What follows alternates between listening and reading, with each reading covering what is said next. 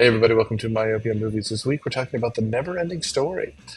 Yes, the classic traumatizing movie about watching a childhood pet die. Uh, this is an old Patreon episode that we're dusting off to, you know, keep things fresh and introduce some new ideas and materials. Thanks for all you do to keep us on the charts. Thanks for sharing, and thanks for, sticking with us throughout this year and this season. Bye, everyone.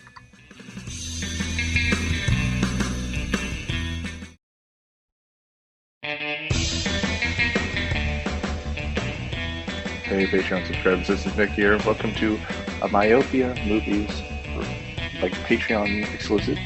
You guys have been asking for this for a long time, so please enjoy the NeverEnding Story.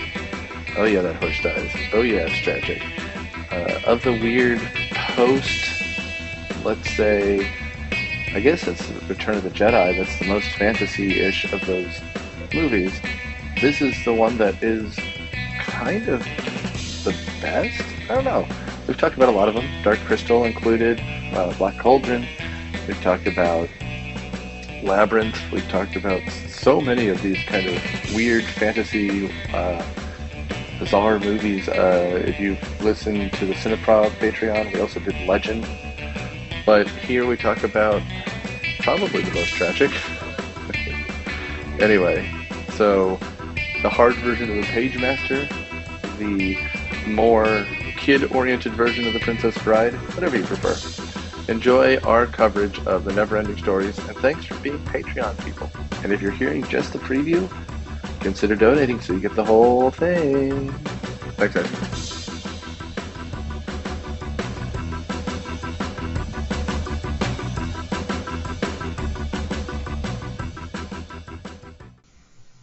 This week, we round out our Muppet movies by doing the NeverEnding Story, the last fantasy nonsense that Jim Henson ever did. Until we do, I guess, Return of the Jedi. I'm host Nick Hoffman from Cineprov, host of Required Reading and Myopia, and on panel we have Charlie Rose and Kelly. So we're doing the NeverEnding Story. This is another one that has been on the docket since we came up with this show. Mm-hmm. It's streaming on Netflix, so if you haven't seen it somehow, hit stop now and watch it before it leaves Netflix forever. And if you have seen it, trigger warning that the horse still dies. That Netflix chose is where Artax is in the Swamp of Sadness. So So Jonathan had it queued up when I got home last night so that we could watch it from picking up Adelaide and coming home. And I didn't know what the front screen was. So when the movie ended and it went back out to the Netflix screen, I was like, why the fuck would they pick that scene? And he's like, Netflix is trolling. Yeah. He looked at me and he's like, that's what you're upset about? And I was like, well, I was upset about it when it happened too. Like, this is not different. Yeah, I mean, we should talk about this because this is, I think, the second movie by this director. This is Wolfgang Petersen, the director of Air Force One. Yes. Das Boot, excellent movie, and oddly prescient movie which I riffed on Cineprov, Outbreak from 1995. Yeah, Kelly, this is a movie that traumatized you, so can you give us a plot? No, I loved this movie growing up. I absolutely adored this movie growing up. All of the other ones that were similar to it traumatized me because I didn't see them until I was older. But no, this movie's really wonderful in its weirdness. So we open with the NeverEnding Story theme song. All the credits are at the beginning.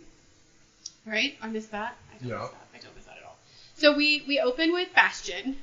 He is a young boy. He's living with his dad. From context clues, his mother must have just passed away. He's struggling in school, so they have kind of a chat like, I need you to be more serious, stop drawing pictures in math class. Whoa. Right?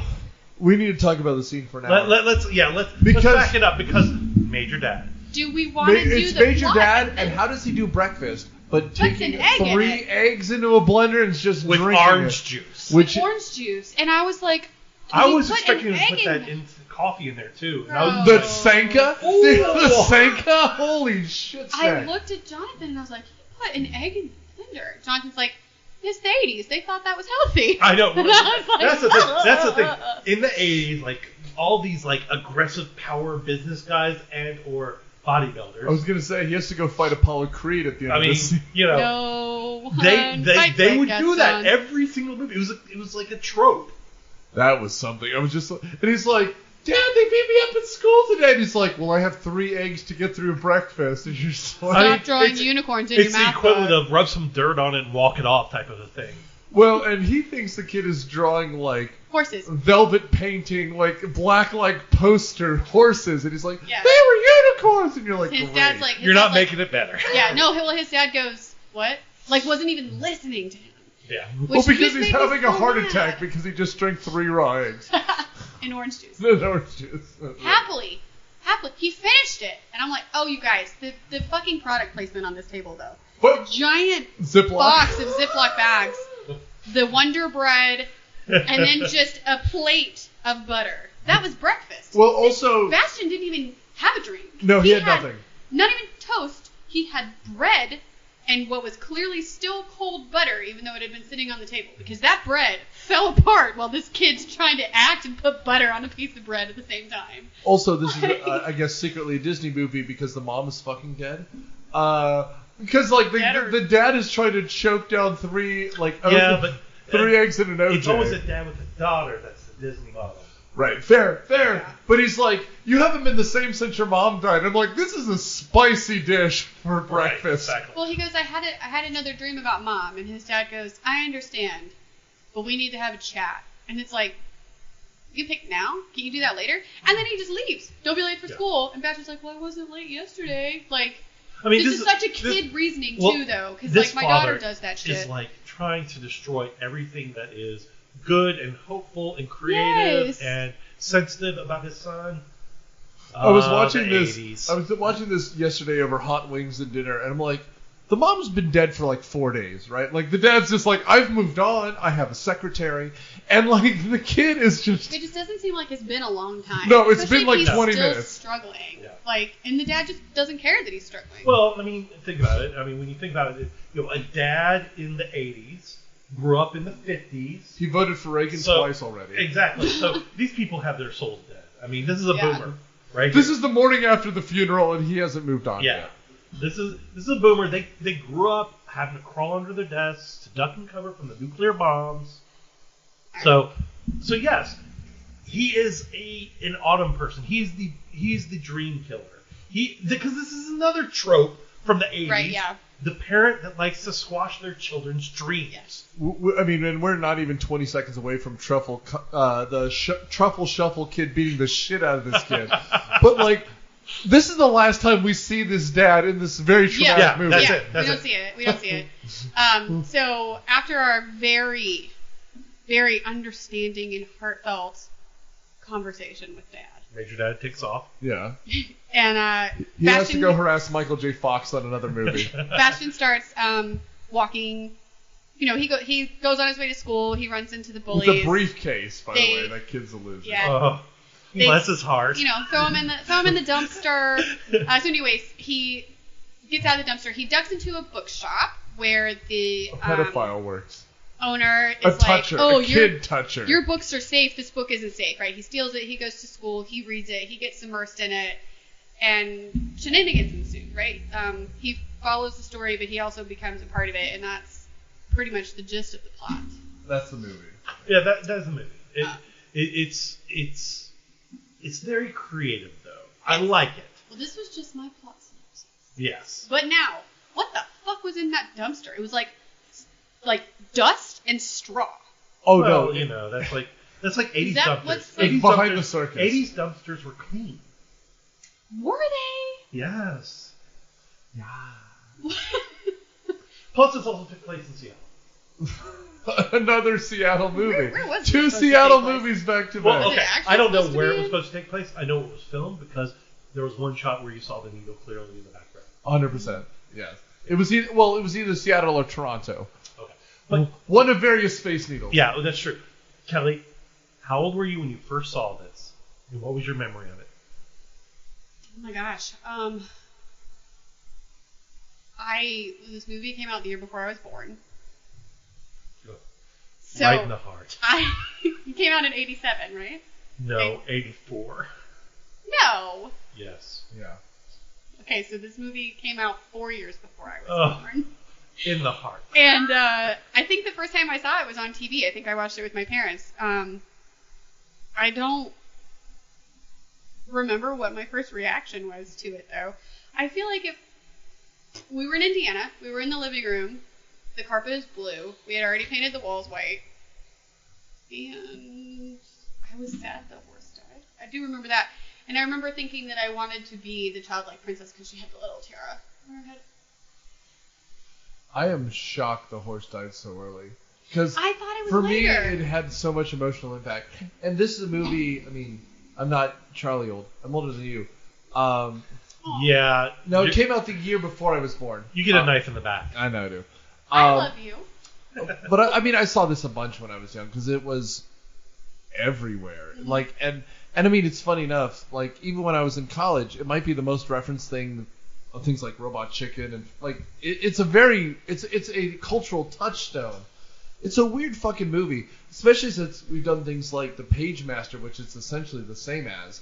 But the kid gets sucked into the book, and it has the same framing narrative as your favorite movie of all time, The Princess Bride. But it's just, I like it. It's very cute. It's very tight. It's very concise. We have to talk about a lot of stuff in this. Oh yeah, for sure. I have to say, as a kid, and I probably was close to whatever Bastion's age was supposed to be the first time I saw it, like elementary school. Yeah. Or that I remember watching it the first time. And I love reading. I've always loved reading. I don't remember, like, interjecting while I read my books. Like, gasping out loud and talking to myself. And So like, the characters heard you? yes! and I know that that's part of the story, but it's like,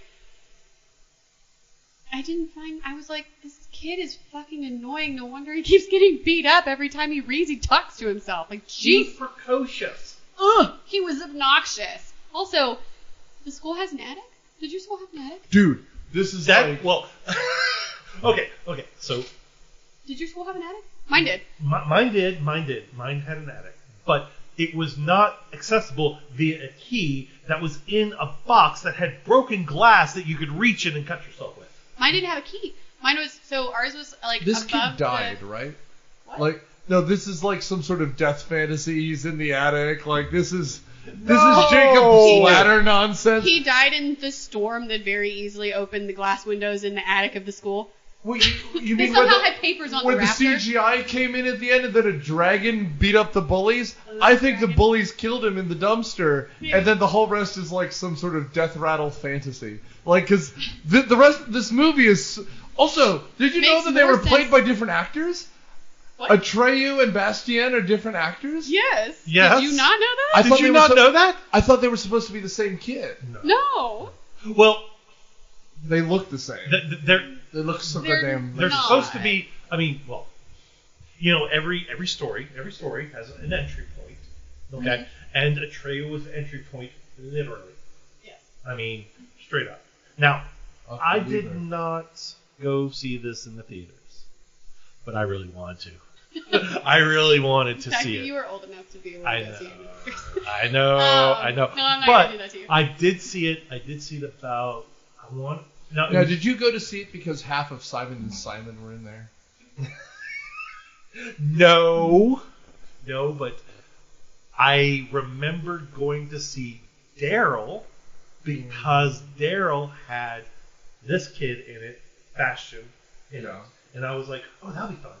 Yeah. The only Daryl I know is the one in Walking Dead. Oh, Daryl's one of the bullies. no. Daryl's the movie that came out like 2 years later, where the kid is a robot and looks like he's running away from. I Never hate seen you. it. I hate you for not having my childhood. I've never seen it. I'm sorry. It's a great movie. It's sort of like Fly the Navigator. Fly the Navigator. That Navigator was good. Also never seen that. Flight of the Navigator, previous episode from 30 years ago, when the podcast started. This is the 8th season, so well done on us. Yeah. But Have we all been friends that long? Well, I mean, I think I've literally, known this you- is the 8th I season. think I've known so you guys 10 years. Probably. Yeah, probably. I know. I'm 36. You were 16 at the time. Yeah, that's it. That's right. I like this math. Gonna go with this math. Yeah. So when we first, so like you mentioned, the kid, after going into this pedophile's bookstore, they're just, Oh, his name is Coriander, by the way. he's terrifying. He gets really in this kid's face, is like, so. Well, he just leave. He just get out. I don't like kids. And then so Bastian walks further in. Like, you suck at following directions. And by the way, I would love a bookstore like this, just to go in, punch it Messy out. as fuck everywhere. Old, messy, smells. Yeah. Clearly, I could smell the books by watching. Yeah. I sneezed. There was so much dust. Yeah, it was great. The basement of the Strand in New York, where you're just wandering around, and there's weird corners, and just anyway. And the guy goes, "You don't read books. You're playing your video games with your bleeps and bloops and your Mario Brothers." And he's like, "No, I've read Robinson Crusoe. Yeah, the classic illustrated edition, you prick." And then he just mentions like, "But when you read Nemo, are you Captain Nemo? Because you can close the fucking book. Do you want to do some PCP in the back? We're gonna go on a vision quest, kid." And he starts licking the books. Your books are safe. This book is not safe. And I'm like, what book is not safe? And then, of course, he walks off, leaves the book, and then Ashton runs out with the book, leaves a note that says, "Oh, return your book." And, of course, Coriander smiles. Smirking, yeah. Because this is a trap. This is what And I he's written out intended. of this movie. By the way, Right? Kelly, speaking of books that are safe, what do you feel about Sorcerer's Stone? Or Prisoner of Azkaban? Are those safe books? Can you just read them and just toss them away when you're done? I don't toss books. Mm. I treat books with respect. Unlike Bastian, I don't fucking throw them across a room. First of all, that scene, my kid has gotten in trouble for throwing books before. Let's just put it that way. That's all I'm saying. So he goes up into the attic. Smash cut! So he goes up in the No, attic so he and he gets to starts school. reading. He gets to school and he looks at his classroom and he goes, "Fuck, math test!" And then he goes and hides in the attic of the school. We've He doesn't all go been there. home. He goes and hides in Haven't the you attic. wanted to skip school because there was a math test to read? Absolutely. Right. And I like math, and I still wanted to skip to read. French like- 4 test? Shit, I'm going to the attic and sleeping. I passed French 4. French 5 did not go as well. I think the only reason I got a good grade in that class was because there was only 5 of us, and it was AP, so they skewed it real hard. Do you know what I remember from French? Oh, sure. Well, enjoy your trip to France next year. Yeah. Well, Caitlin lives in Norway now, so I'm still fucked no matter where I go. And so the kid, after, I guess, making moves on the janitor, has the key to the attic, which he then takes and locks himself in. See, okay, but I appreciated that, because at least he took the key out of the door. Yep. Because in so many movies, people unlock a door and go in and close it and leave the key on the outside. Like, at least he took it out. Yeah. And we're going to enter the next part of the movie, which is where he's reading and that kind of stuff and gets sucked in. And I will say, as a framing narrative, this is where it gets interesting. Yes. Absolutely. Well, the first scene, you get a feel for what's going on because you're introduced to 3 characters. The Oompa Loompa. They don't say their names. But apparently, in the book, because this is made from a book, Right. their names are Rockvider, Nighthawk, and Teeny Weeny. Teeny Weeny is the Oompa Loompa from the Johnny Depp. Yeah, Deep Roy. He's great.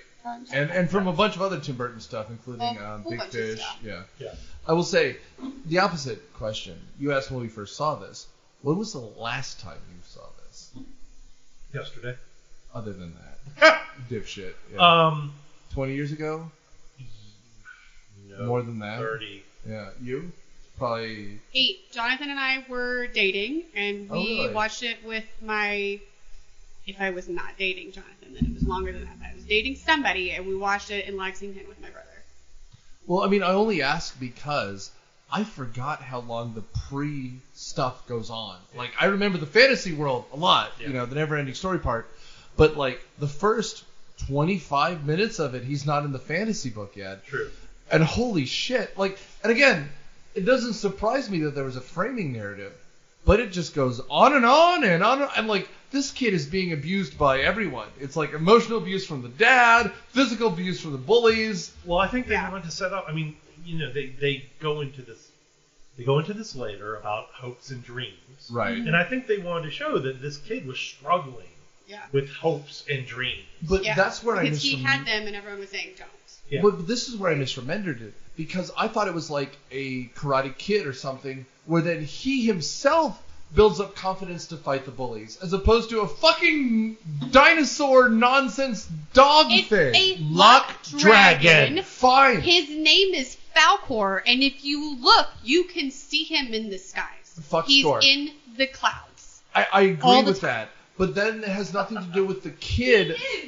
He does. He's there. I am still 6. And Falcor is in the clouds, and I can see him. And I will say, as far as puppetry goes, Falcor is a masterpiece. It looks great. Amazing. Absolutely. But I thought the kid stood up for himself. Instead, he just runs a truck over these kids. Like, yeah, absolutely. It's fantastic. No. As a bullied kid, I wanted Falcor. I stood up for myself and still got punished. I just want the kid to stand up for himself once. He doesn't. But I want he him to probably develop. has. Yeah, but think about it. If you were given unlimited wishes, would you like stand up for yourself, or would you like hire muscle to go do it for you? Yes, but also, I was bullied. I did stand up for myself. I'm the one that got in trouble. And for this kid, for Bastion, I get it. Like, he's done, doesn't want to deal with this. No one's helping him. Right? There's literally no one on his side. Mm-hmm. If I had a giant dragon, when no one was on my side, absolutely I would have run these kids down, and I would have taken the dumpster and thrown it in the ocean. I've never read the book. I just wonder what the too. purpose of the book is. Because, like, that means he has no character development in the end. I just wanted him... the book, actually, Kelly and I were chatting about this. I'm really trying to remember the book, because... Okay. So basically, the movie goes to the halfway point in the book. Right. Okay? And then the book keeps going. Right. Bastion goes throughout Fantasia, literally a.k.a. rebuilds it. Fantastica, and starts rebuilding it with all of his wishes. Right. Okay? But the problem is, he gets carried away. And all of his friends are saying, hey, slow your roll, stop doing the wishes, because every wish was also having an unintended side effect of taking his memories. Right. And he goes nuts. He starts fighting his friends. He decides to become Emperor of Fantasia Fantastica after the childlike Empress disappears. Interesting. Yeah, and I mean, total megalomaniac. Well, I mean... And it's a trippy fucking book.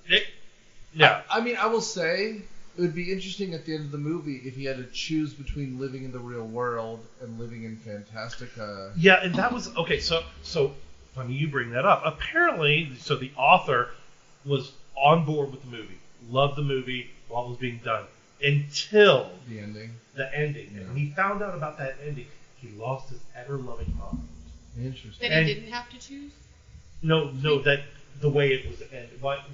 The way Wolfgang Petersen decided to end the movie. Okay? Wolfgang Petersen wrote the movie as well. Interesting. Right. Well, it just seems like the conflict disappeared. He tried to sue to get it to stop from going out. I believe it. Yeah. Because that's like, and again, the movies turned out fine. She turned out to be a monster, but that's very J.K. Rowling. Yeah. Right? Like... It's funny. I was watching the Extras documentary making up, and they're interviewing all these German people because this, mind you, was very much a German film. Yes. You can see that. Okay. Yeah. They got to the point about how Enda did not like the ending, and they're like, oh yeah, he did not like it. He tried to sue us. It was ugly. Yeah. I didn't know that. It smells of it. In fact, he called it a giant melodrama made of kitsch, commerce, plush, and plastic. Whoa. He's not wrong. Right, well, he's not wrong. Well, I mean, when you have the theme song that's being sung by the lead singer of Kajagoogoo, I mean, NeverEnding Story. And it was released with like dance remixes. You did the single that came out with like dance remixes. No. Yes. Can you send that to me? Does it I bet you somewhere? it's on Spotify. I'm sure. Oh my god. The only reason I knew about that was because I was in gay clubs in the 90s, and this song came on, and everyone lost their mind. My daughter recognized Because that's it. what we do in the 90s. You know, gay men listen to the dance remix of the NeverEnding Story. My daughter recognized it from Homestar Runner, so that's where we are in this way. Wow. Yeah, Homestar makes a never-ending soda joke, and it's the same song, so that's where we are in our lives. Well, in pop culture, I mean, was it Stranger Things this last season? 100%. I'm not up to date. They better come out I with know. another season any minute now, because Dude, those kids are like 75 You don't see now. this, but I'm giving Kelly my strongest disappointed face. But here's what you guys don't understand either, is that not only am I not up to date, I've only seen one of the episodes with Carrie Elwes. That's how far behind I am. Like, I just met him. First of all, it's a great show. It's a It great is show. a great show, and I'm mad at me. I'm mad at me and my husband for, like, not sticking with it. And now I feel like we're so far behind that it would be a good binge, but, like, you I need to can't. do it soon because the next I know. season's supposed to come out Next this week's summer. supposed to come out. And it's the supposed to be last good. one because the kids, I mean, whatever They're his aging name. out. Kids are aging out. Well, and Wolfgang, just was in Ghostbusters. Like, Yeah. these kids are not only growing up, but they're doing other things now. Yep. So. No, anyway. I want to, and I love Carrie Elwes. Well, and I love her. Carrie, if you're listening, you're my favorite. I know you are. And Anyway. yes. Hello there, Kelly. Where were we? We can My watch. brain We just can went watch somewhere. Saw later with his starring role in The that. classic role. You know, and don't forget Samwise Gamgee in that season is- 3. That is one I don't need to rewatch. We've seen it enough. Danny Glover is just. Okay, so back to Bastion. Back and to Bastion. Us being introduced to these three individuals.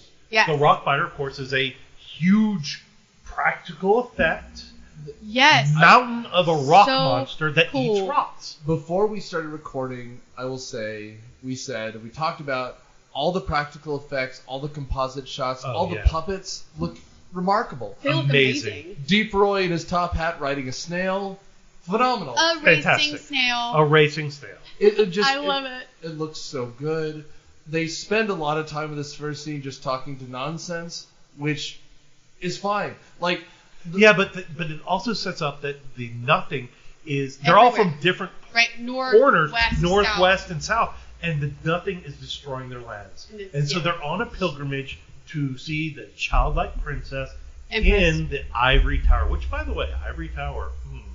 there's a lot there. Yeah, Yeah. there's a lot to unpack there. And Thank you, Germans. Octoon. So like the way it's set up is he's reading the book in this attic, and the warning is you're going to get sucked in and eventually affected. That doesn't matter for the first 40 minutes of this section. Yeah. Right. Other than occasionally he has to take an old breather, and the characters seem to hear him freaking out.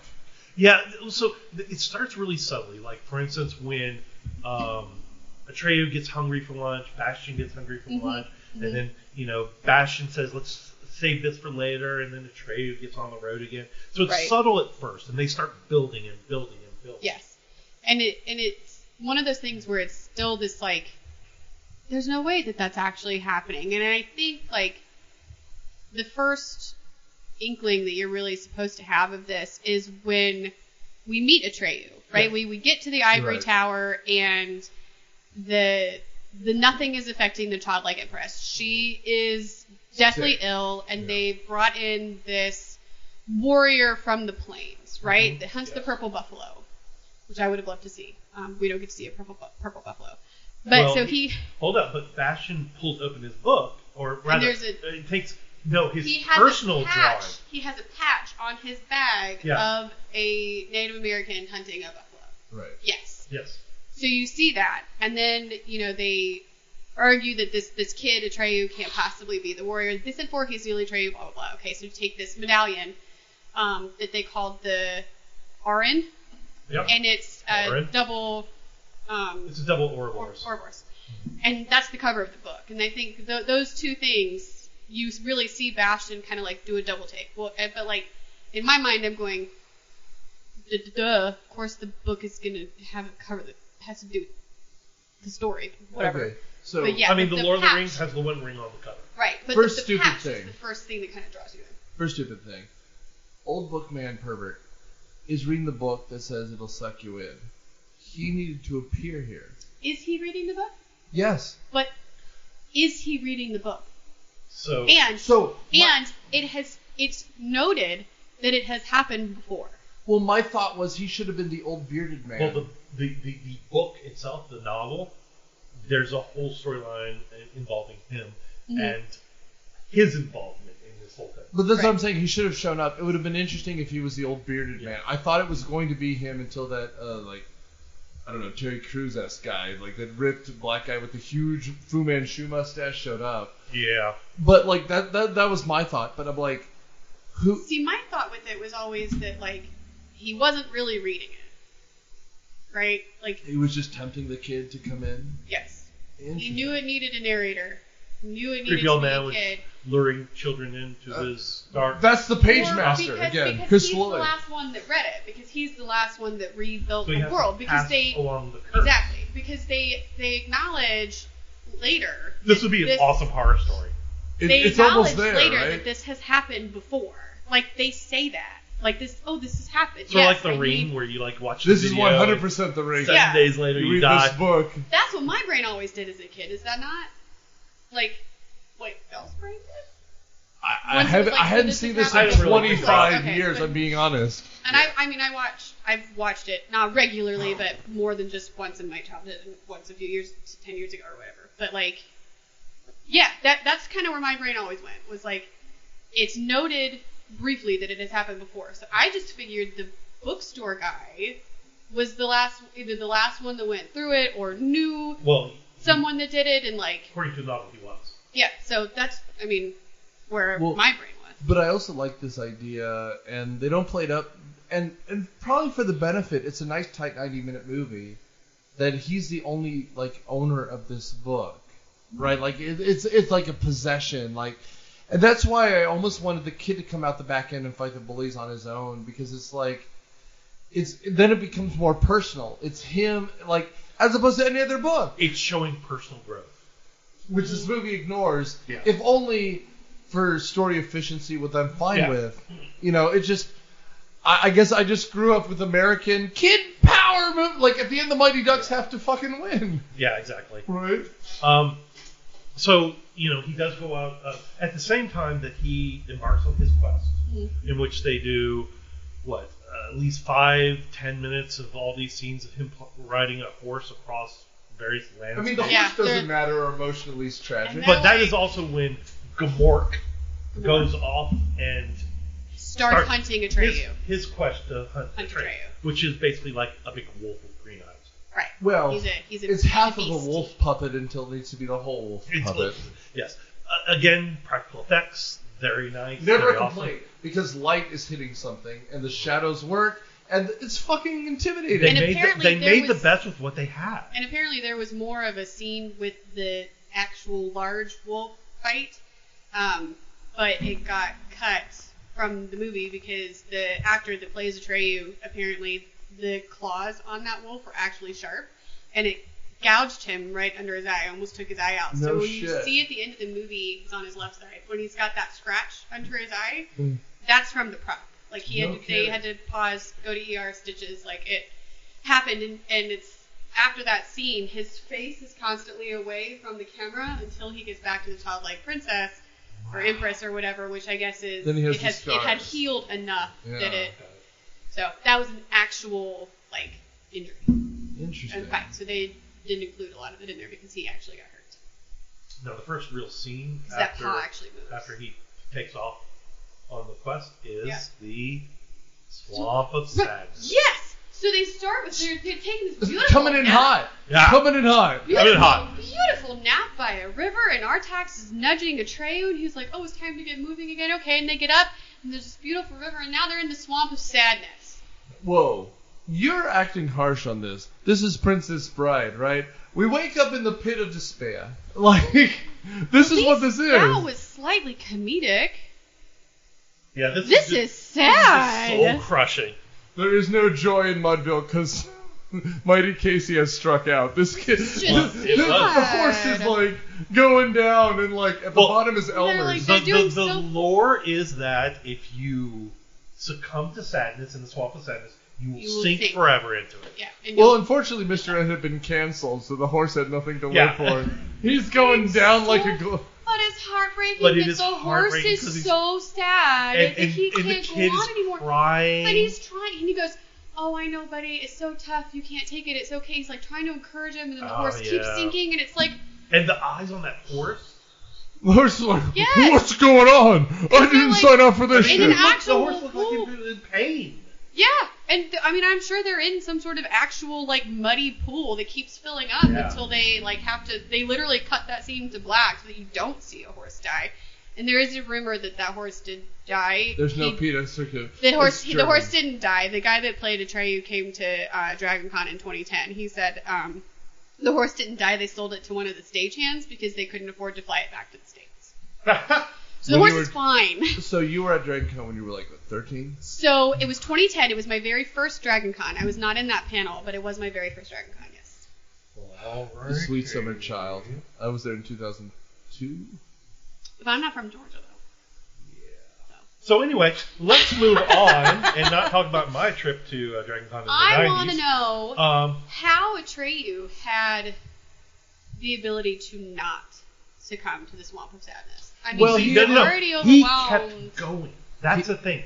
He was sad, but he didn't succumb to the sadness. He kept going until after he met with Morla. The reason he's in there, because Morla lives on that big, supposedly lives on the big giant shell mountain. Shell Mountain. But Shell turns out, Mountain. but It's a hill. apparently- It was a hill at best. yeah, apparently Morla's a big freaking tortoise. Hello there, I'm Atreyu for Xanax, and I'd like to tell you how to escape the pit of sadness. But he Morla tells him basically that, She's allergic to you. I know, yeah, he's allergic to you. But he's like, I know how to like save the child, like Princess. An Earth child has to give her a name. Yeah.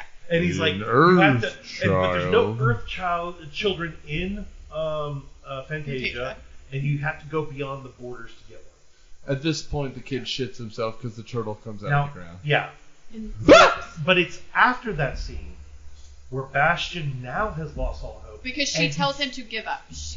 And or yes, he or whatever Morla says the, give up. Yeah. And because of Give that up. moment, that's when he starts singing. Yeah. That's right. And That's that's when also we get when Falcor. that's when Falcor just swoops out of the sky. And saves him right before Gamork attacks him. Yes, that's Like true. goes right over his head. I will say three things. First of all, I appreciate you remembering the character names because they're all over the map and they come flying They're at weird. you really quick. I love them. Charlie's got it written down. What? It's all in my memory head. Well, and secondly, I don't know how long we are in the actual movie, but this whole thing flies. Yeah. And the kid Yes. playing Atreyu, when the horse dies, you buy it. You Yeah, it's feel beautiful. Selling that. it. He did it great. And You he comes out of the Feel mud that. soaked. Like, he's covered. Yeah. And then when Falcor comes out and saves it, we don't even know Falcor's name yet. Mhm. But, like, we enter this weird fantasy sequence. Like, Bowl Cut is yelling at us. And, dude, the movie just flies here. Yeah. Oh, Yeah. sorry. Morla didn't tell him that it was the Earth Child that has to name her. Morla told him that the Southern Oracle, which was 10,000 miles away, Yeah. knew it. And that's why he was Yeah. sad, because there was no way he could make it there and back And to in save the time child like him. because the nothing is coming. Yeah. And you know, Morla is basically saying, not that it matters, not that it matters, not that it matters. And this He doesn't care that he doesn't care. exactly. Yeah. We don't care that we don't care. Yeah. And it's like, It's and they apathy. literally say it's 10,000 miles. He's like, there's no way I can do that. And they go, not that it matters, but you should just give up now. And it's like, fuck, I think I would succumb to sadness too, dude. Like, Yeah. my horse just died, and you told Well- me that my mission is fucked. I mean, it's very much. I mean, the story as it unfolds is very much a balance between hopelessness, despair, and creativity and dreams. Yeah. Right. Well, and we should also mention that at this point, the racing snail, Deep Roy, the furry pedophile guy, and like the Stone Muncher are like Rockbiter. whatever, They're all being eaten by the nothing. Well, they're running away from the nothing. They're They're flying away. There's the weird furry human version of Animal the Muppet on the Bat Guy, and the nothing is picking them off one by one. Yep. And like that's what we're cutting to as literally the world is being consumed by the nothing, which is this kind of weird murky fart cloud thing that is bubbly and terrifying. And frankly, recently, like the Fantastic Four movies have tried to use something similar. Yep. This is the most effective. Yeah. This is practical effects. It looks Practical terrifying, effects, and it is something everyone It's kind of food coloring in water. understands. It's like a bad storm. It's something that everyone knows that fear, right? You can see it. It's something that you visually recognize. Well, and like it reminds me of the Stargate sucking effect, but it's just since it's practical and since it's got a great composite shot angle from Wolfgang Petersen, it's very visceral, and like the fear of this Deep Roy in his little top hat. Yep. It's very. It feels more intense for this little mop top kid Bastian. So we buy it, and then when they're just gone and we have the sad Rockman, it feels more terrifying. Oh, but we missed it. Oh, when Morla comes out of the swamp of sadness, Bastian screams.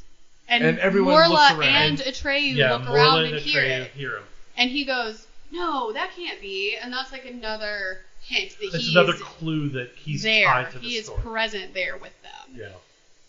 So anyway, Falkor takes him almost all the way to the Southern Oracle. Like those fucking eagles. He wakes up. And apparently he's been asleep for a couple of days, and Atreyu wakes up and he goes, "You took me all 10,000 miles?" And Falkor goes, "Well, no, it's only 9,891 the way the dragon flies," or something. And I just thought that was cute. And the fact that I know that number means that I have seen this movie more than I should. Oh. But that's and then of course we meet the people who patched him up. Yes. And that's apparently two gnomes named Engiwook and Urgle. Do they use their names? Yep. Yeah. Oh, okay. This is where it feels the most like Princess Bride, right? It's Billy Crystal. This is totally Billy Crystal and it Tracy does. Ullman. Yeah, it does. They're not gonna make it, are they? No, they're not. Well, then he gets mad that he doesn't get to see the night blow up, right? Because the night goes through the sphinxes. Right? There's a only gate. mostly down. But my favorite, this is where my favorite line comes in. To the witch. That's right. It's adorable. Admit it. It's adorable. It's a good line, and it is a lot like the "I'm not a witch, I'm your wife." And she should be muttering more to her husband in this little bucket, like, son of a bitch. Like, it's very funny, but it's a good scene. But he's a scientific gnome that has been studying the Oracle. Mm-hmm. She's like some herbalistic witch who can represent. Yes. but witchy witch.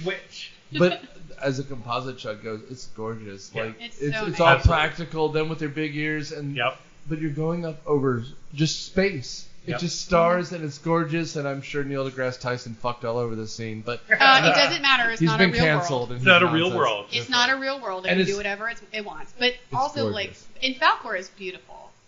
Like when you Falkor. look at Falkor, Falkor, those practical he effects, that puppet.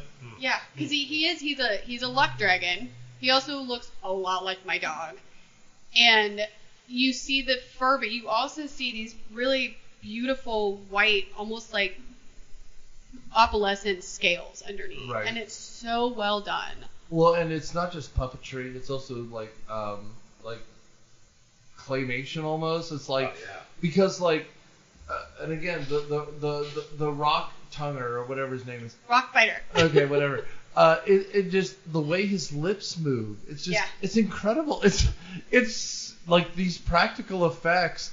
I'd watch this any day over and I like the Pirates movies, but the latter Pirates movies, they're all CGI nonsense. They're overdone. Absolutely. And I would just something that Falkor puppet needs to be in the Smithsonian, even if we have to invade Germany again for no reason. It's incredible. I mean, he's beautiful. But fur moves as he flies. everything moves. It's so pretty. Yeah, no. They did a really good job with it. I mean, eventually we'll get to the princess, but like that set looks great. Like it, I mean, it looks like now after Peter Jackson has done Lord of the Rings, it looks cheap, but it's like it's Helm's Deep before Helm's Deep. Well, and the Sphinxes remind me of, or well, Lord of the Rings reminds me of the Sphinxes. Can I tell you this just because we're here? Yes. Okay, so just catching up. After everyone recovers, they have to go through like several gates. Two gates. The first gate are the two Sphinxes. Yeah. And you have to have you have to be self-assured. You have to believe in yourself. To believe in your quest. Your right? own wealth. Your own worth. Yes, you have to believe in your own worth to make it through. And if the Sphinxes open their eyes, you're done for. Right. And we have They shoot lasers. And we have a knight in shining armor literally get vaporized. And I was watching this last night with my daughter, and she goes, "The Sphinxes have big boobies," and I was like, "Yeah, Yeah. There were nipples for no reason too." Yeah. It's a nice touch by Wolfgang. Which is fun because it's not edited out like it is in every other movie. No. But But to the point. That was like such anxiety. You know, like it was. They're going to open their eyes. Are they going to open their eyes? No, they're not going to open their eyes. Oh my God, they're going to open their eyes. But you think Especially about it, since too. not Billy Crystal's losing his mind. He's like, "Oh God!" Yeah, exactly. Are you like? Think about that. Like when you're watching this moment, and you have to be 100% assured of your worth to get through this test. Yeah. Can y'all say that? Because I'd be dead. Well, and frankly, As a child, no, I would not. I would not. No. These days, I feel I'm happy with myself. I'm happy with who I am. I believe I have a lot of self-worth. I don't know, man. Sometimes and this has nothing to do with this movie, but like the new movie Encanto. Oh yeah, that little Disney movie. Yeah. I feel a deep connection with Louisa. Like, Aww. lots of fucking pressure, like lots of fucking shit going on. Like, I don't know, you guys. I think those eyes might open a little bit. Like, I don't know that I would make it through. I hear that movie they came at basically every psychosis that adults have. It's about an abusive mother relationship. Yeah. It's Catholic guilt is what it is. Generational trauma. It is. I can't make it through. I cry. Okay. So anyway, I watch it every fucking day because I have a 5-year-old and I'm just like, he no. dives through at the last minute. He dove through it the last minute. He made it. And the thing I was thinking of, as someone who hasn't seen it in 20 years, is a Indiana Jones kind of movie. Yeah. Where, because again, Indy either gets it or he doesn't. Uh-huh. But then cheats to get it. But that's what's interesting here, because that's what it is. He's like, a penitent man would kneel! Wow! Like, because that's what this is, where he gets it at the last minute. Exactly. Even the guy's like, run, you! Like, it's funny. It's good. And you get Bastion going, run, and that's when Atreyu runs. Meanwhile, Falcor could just fly over this nonsense. I know. It's just like, whatever. But it's Lord of the Rings with the Eagles. You know, sometimes you just have to have it. Sometimes you gotta have your quest. You gotta have your quest. You gotta show that worth on your own. You know, it's your self-worth, not what other people think. The second gate, which is the magic mirror gate, which of course it's supposed to show you what your true self is. And then he sees Bastion. Yeah, and basically Bastion sees Atreyu, and Atreyu sees Bastion. Mm-hmm. And then at that point you realize, oh wait. They are connected. Yeah. It should have just been a Legend of Zelda Shadow Link situation. He's fighting himself, and then Bastion turns into the other self. That's what I thought. I thought they were gonna. That would be good. Yeah. I thought they were gonna physically fight each other. But then he makes it through that, and now he's back at the first gate. The Sphinxes. He's at the Sphinxes, and it's like the same set pieces. Yeah. But now it's we paid Southern Oracle, and the color is different. Yeah, it's like instead of being tinged like orange-yellow, now it's tinged blue. Yeah. Them titties are cold. And then we end up meeting eventually the Empress. Like that. Well, the Southern Oracle tells him he needs an Earthling child. An Earthling child has to name the princess, right. The Empress. And then we cut to Bastion and goes, my mom has a good name. We're just like, we get it! Yeah, exactly. Well, he walks to the window and goes, it's too bad, and leans out like they're going to come get him.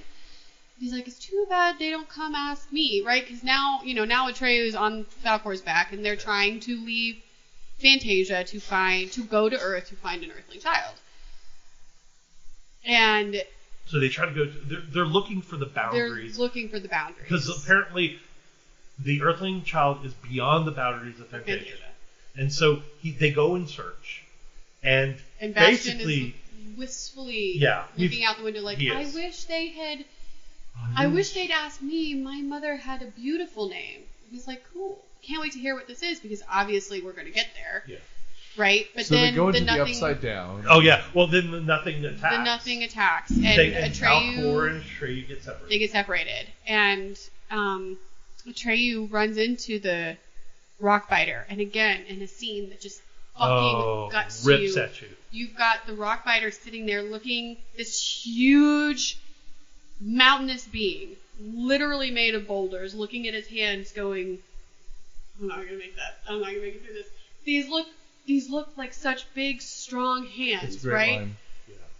But it comes down to he couldn't save his friends from the nothing. He couldn't hold them, right? Yeah. Like he's supposed to be this big. The nothing can't do pulled his friends right out of his hands, right? And like it's Barfly, he's like, "Oh, my friends are good." I'm a failure, and Atreyu's like, "You're not the failure. I am. I failed the realm. I didn't do this. I didn't make this happen." And it's like, neither one of you guys are at fault. And of course, back to the theme of hopelessness and despair. Exactly.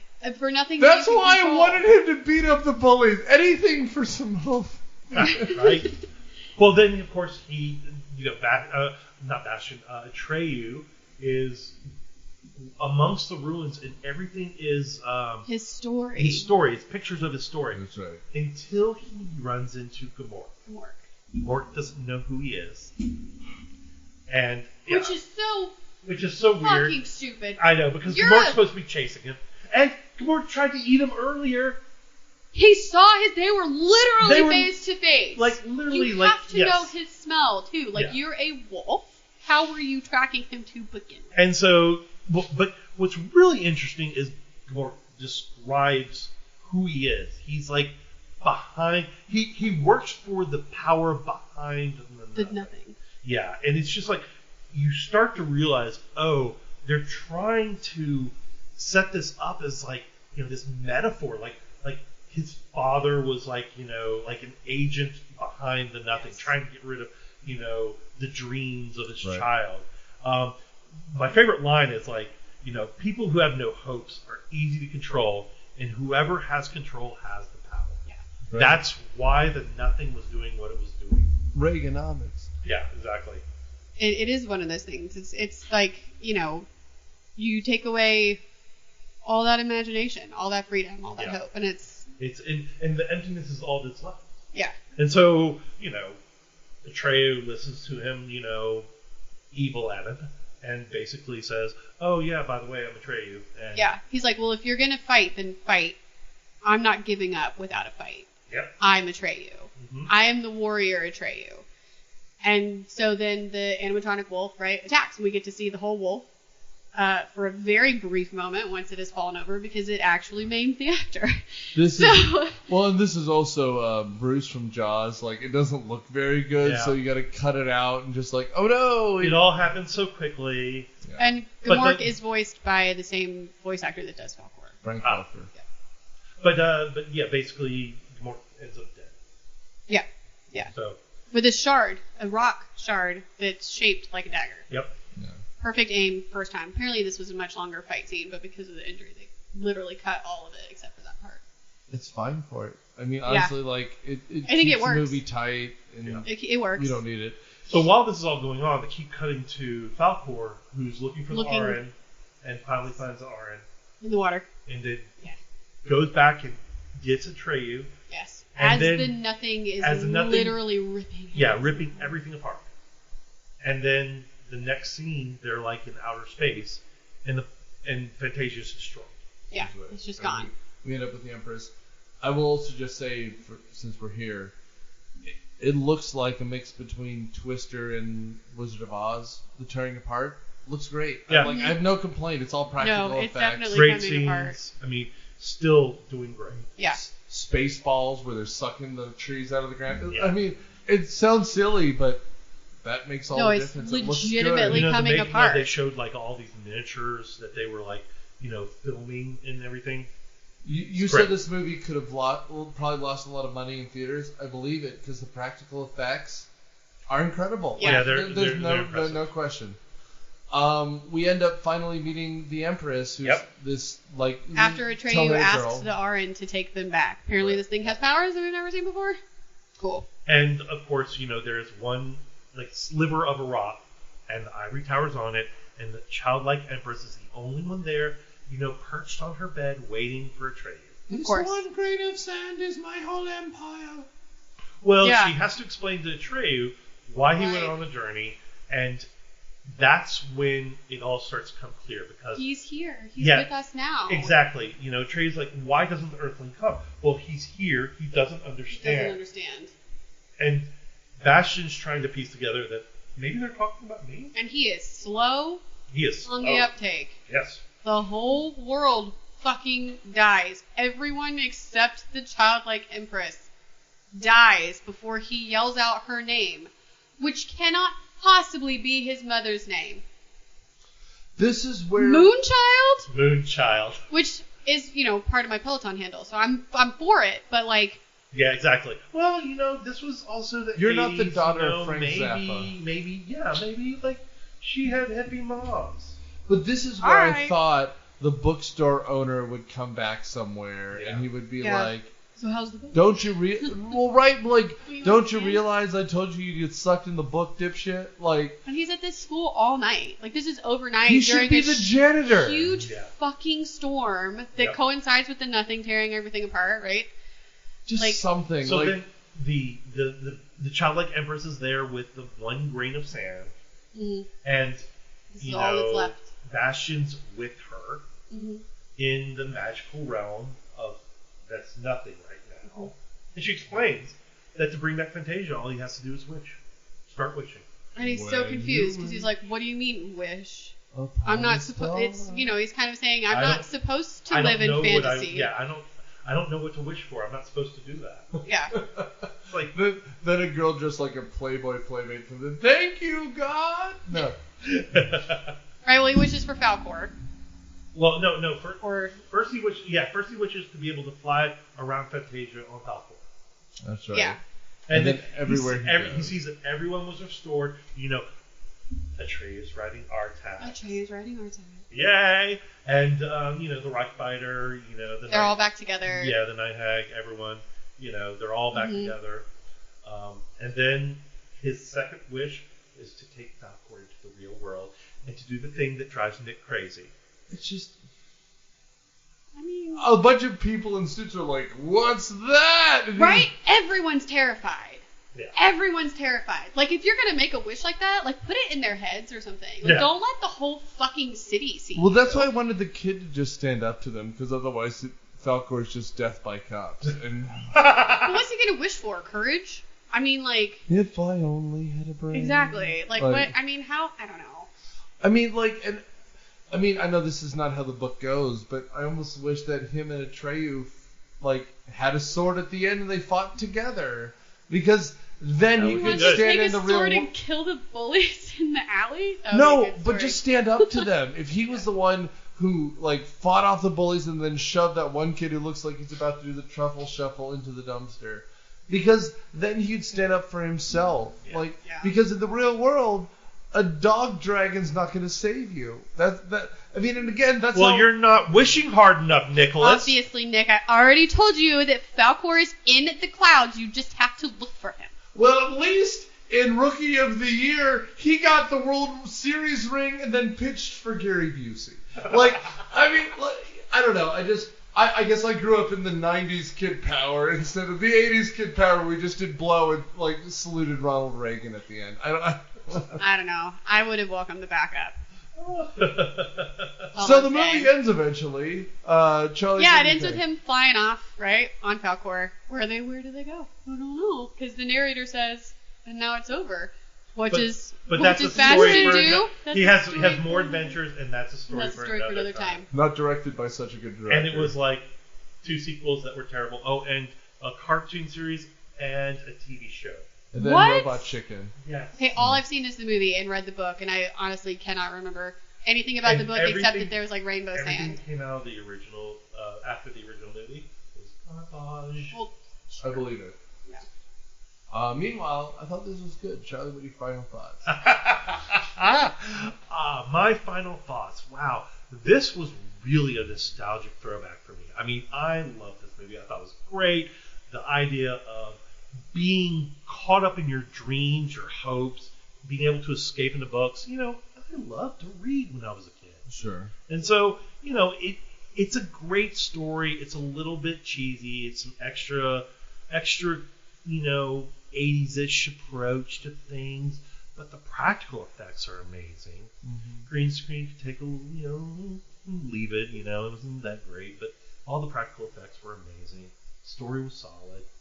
I think it's a winning story. I think, you know, kids should watch it. Absolutely. Go. No, I'm right there with you. I love this movie. I forgot how quickly it went. Mm-hmm. I mean, it feels like, and I guess it's from all the emotions that I guess kind of go into the storyline, but it felt like I remembered it being a longer adventure. Mm-hmm. And for a movie, it is relatively short and snappy. Tight. And, you know, I, again, will stand up for Bastion in the sense of, like, I understand being the kid that's bullied and wanting the luck dragon back up. Like, I will stand up for him there. Being the kid that yells out while you're reading a book, that's obnoxious. Maybe don't do that. But no, I'm the same way. I loved reading when I was a kid. So having Bastion become part of that, literally become part of the book and be able to, you know, write himself into it, is something that I always wanted. And, like, always kind of, I wish I was a better writer so that I could create these worlds and put myself in them. Unfortunately, that is not a talent that I got. And it breaks my heart. But yeah, I love it. Adelaide was not interested in it. It broke me for her to ask to watch something else on her little tablet screen, not even give it a chance. But one day, I will get her to watch it with me. One day. It's going to happen. Not to say that I'm a better parent or anything. My daughter loved it. Well, Adelaide loved Labyrinth, but did not want to watch this with me. And that is a fucking piece of bullshit that Jonathan fucking won that battle. I mean, all in all, to say, everything Charlie said, especially, the practical effects are gorgeous. Yeah. I'm a sucker for when light hits things. There's no CGI. It's so smooth. And, like, also, this is out of place maybe, but it reminded me of, like, a Don Bluth movie, like Land Before Time. Like, it has such a weird fantasy world it creates. It's so wide. And, like, a lot of these, like, well, it has to be real world, but it ties it in such a nice, tight way. And I was making fun because that's what makes this interesting. We're not, you know, this isn't Siskel and Ebert. We're not just reviewing. We're having fun. But, like, this movie, the flawlessness where it switches is what makes it. Because if you don't believe the transition, who gives a shit? Like, it's the same thing with the first Matrix. If you don't believe he's in one world and then another, why would you ever watch it? Well, this you believe. There's this fantasy world, and we've all read books that suck us in, even comics or graphic novels. That's why those later Marvel movies bother me. They stopped caring about the people involved. This movie cares about everyone who watches it, and that's why it's subtle. And you want to ride. And my wife hadn't seen this in forever, and she's like, "What's the dog dragon?" And I'm like, "Falcor." And it came out.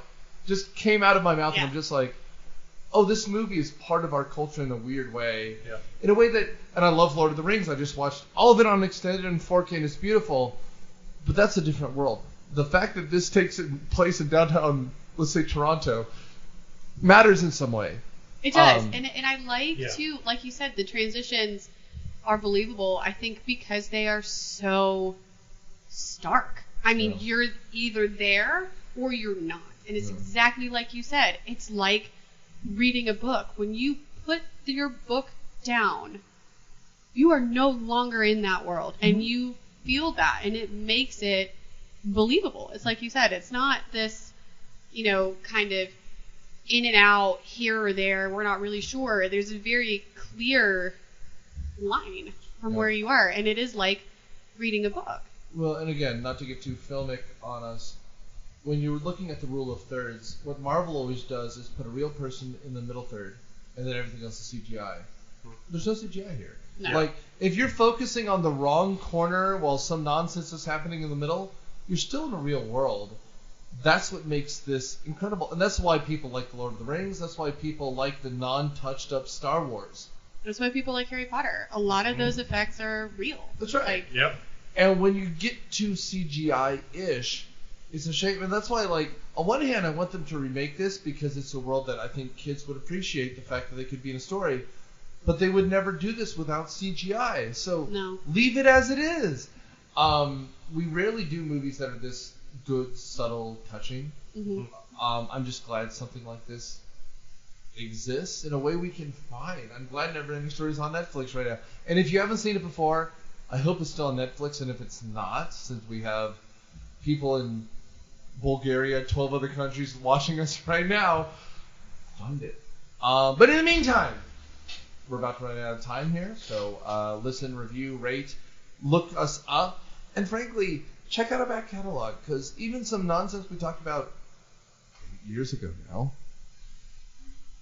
whenever there's practical effects, light hitting an object, we're kind of there. And we dished on Labyrinth and Dark Crystal, which we've done. You know what? Jim Henson is a magical man. R.I.P.D.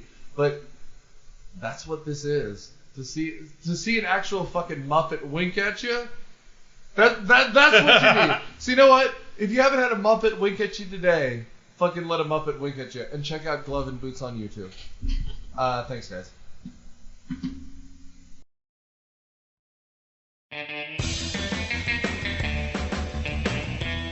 Myopia Movies is produced by Nick Hoffman and Daniel Settis. It is hosted by Nick Hoffman and Daniel Settis. Mission Briefing is hosted by John Copsey. Podcasts are edited by Daniel Settis, and Patreon is edited by Nick Hoffman. Our engineer is Nick Hoffman. The theme song is Surf Shimmy by Kevin MacLeod from Incomptech.com. Licensed under Creative Commons by Attribution 3.0 license.